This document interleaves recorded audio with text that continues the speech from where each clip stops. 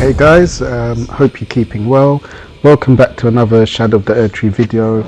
In this video I take on Romina Saint of Buds, which is a somewhat tricky boss to beat. So just in terms of the setup that I'm using, I use a great katana. It's a new weapon in the DLC, which you can find. It has bleed attributes of up to 55, so it's quite handy for those sort of bleed build players. And I also use that equipped with the seppuku Ashes of War, so this adds even more bleed onto the 55 attribute. It gives up to about 99 bleed attribute, so it's a really good weapon to use for bosses and enemies that are vulnerable to bleed. So I also use a kite shield as well, which provides like really good defense. So you can use both like a really good strong bleed weapon along with a really good defense shield as well. And alongside that I use a Mimic Tear +3 for just a summon for support as well. So in terms of Romina Saint of Buds as being tricky, like I said previously, she is tricky because she inflicts Scarlet Rot damage.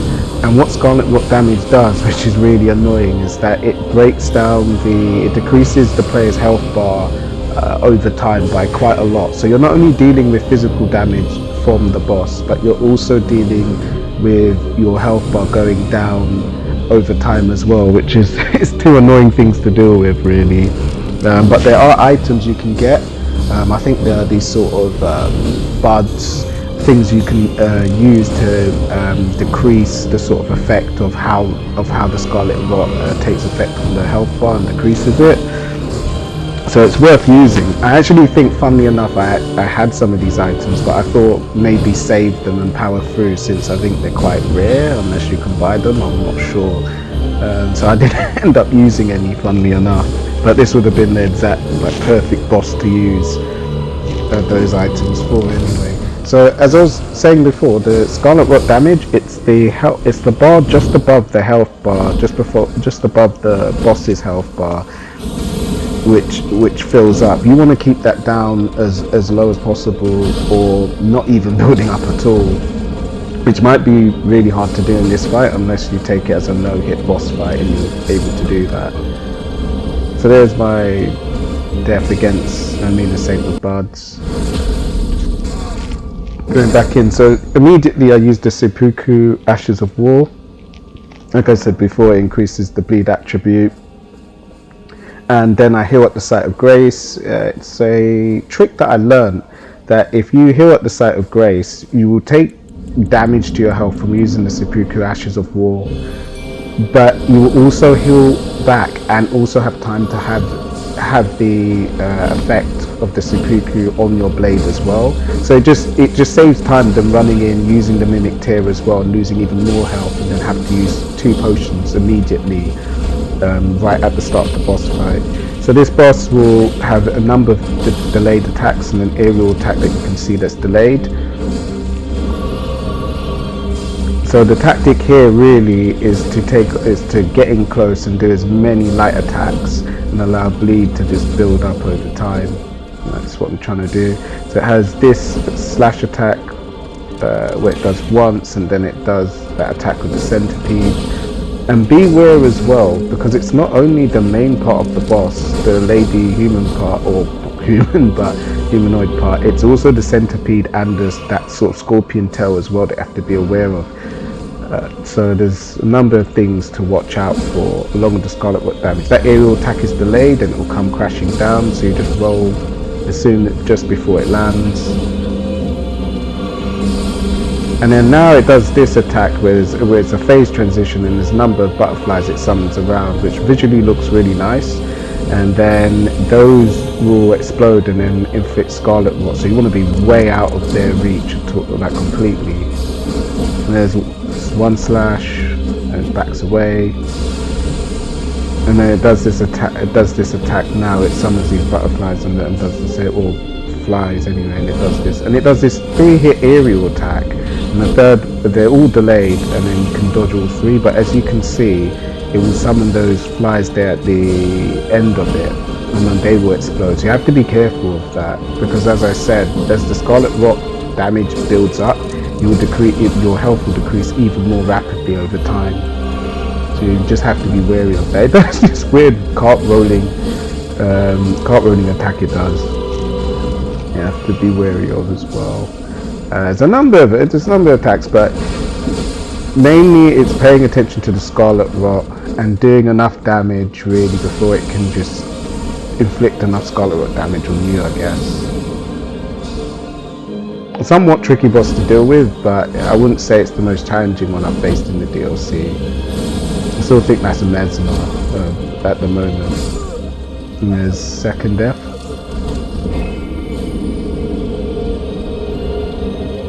So I got it down to about, I think that's about 35-40% health.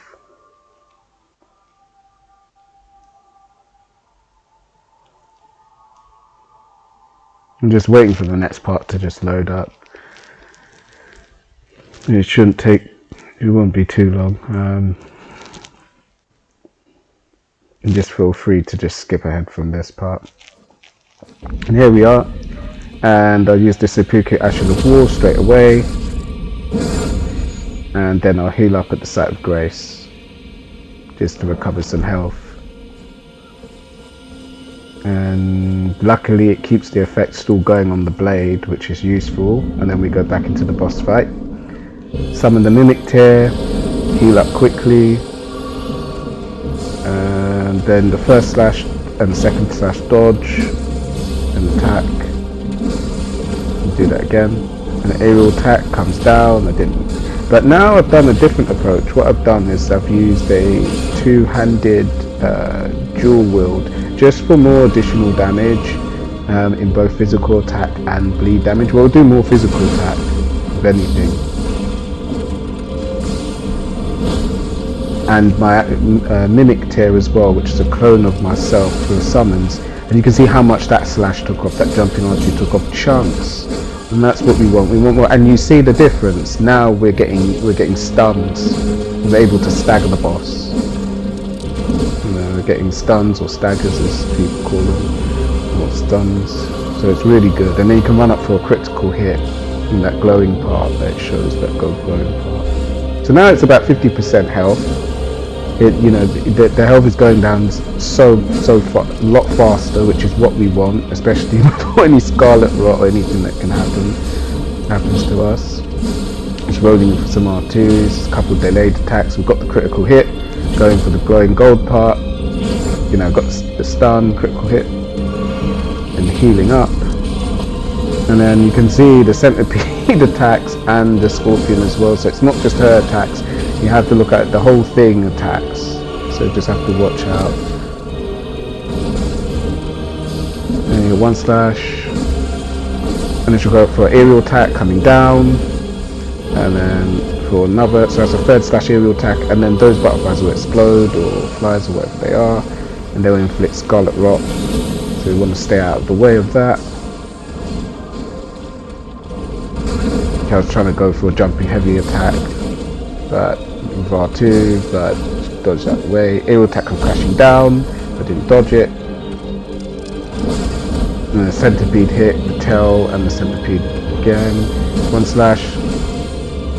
And then we got stun. Nope. Then we got the win.